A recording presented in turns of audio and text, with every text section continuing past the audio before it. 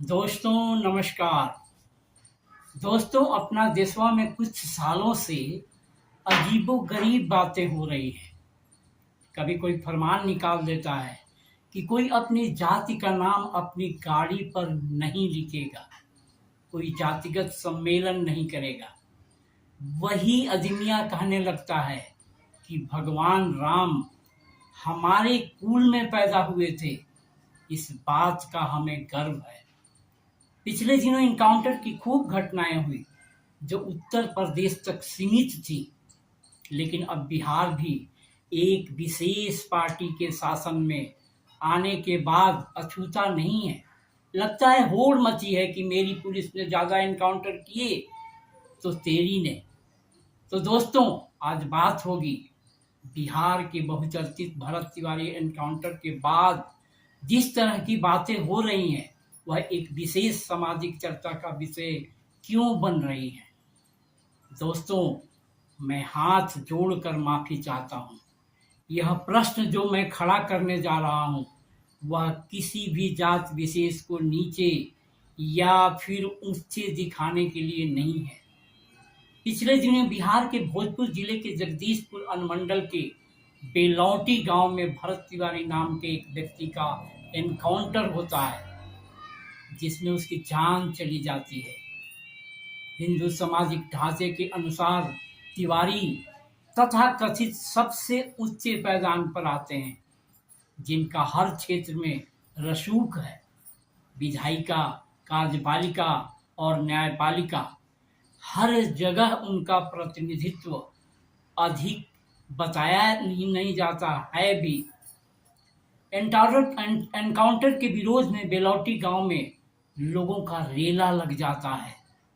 हर क्षेत्र से तिवारी जी के लिए न्याय की मांग होने लगती है। इतना तो ठीक था, होना भी चाहिए। अब यह समाज अपने वर्ग के लिए आवाज उठा रहा है तो इसमें बुराई क्या है। दूसरे नहीं कर पाते हैं तो उन वर्गों को सोचना पड़ेगा कि वे क्यों नहीं कर पाते। यहाँ तक तो ठीक था, लेकिन अगली बात जो मैं आप लोगों को दिखाने जा रहा हूँ उसे ध्यान से देखिए और खुद इस निष्कर्ष पर पहुंचें कि इस तरह की हिम्मत इस विशेष समाज को कहाँ से आती है। और क्या कभी आपने देखा है कि इस तरह सार्वजनिक रूप से माइक के सामने इनके समाज के किसी व्यक्ति को जो किसी विशेष पद पर बैठा हो किसी ने इस तरह गाली दी हो। मैं जैकी बाबा इसको चुनौती देता हूं, एक ब्राह्मण में इसको चुनौती देता हूं कि अगर अपने एक पिता का औलाद है। चौधरी कह रहे हैं ये रुकेगा नहीं। सम्राट चौधरी सम्राट चौधरी कौन होता है जी? मंत्री है सम्राट चौधरी कुछ नहीं है। इस बिहार के सीएम शकोनी का जो एक लगा उसको 1 लाख रुपए नाम देंगे भाई। कितना? अरे 8 का बताओ, 8 रुपया मारेगा। इसका कोई थप्पड़ मारेगा एक, उसने 2 लाख रुपये नाम मिलेगा। और इसका कोई आप सबने देखा कि किस तरह मुख्यमंत्री को गाली दी जा रही है। क्या इसलिए कि वर्ण व्यवस्था में वे निचले पैदान पर आते हैं? यह एक उदाहरण नहीं है। अभी जनवरी फरवरी 2026 में आपने देखा होगा कि किस तरह भारत के प्रधानमंत्री को भी जाति सूचक गालियां दी जा रही थी। कभी कभी तो लगता है कि संविधान से देश चल रहा है, यह केवल एक छलावा मात्र है।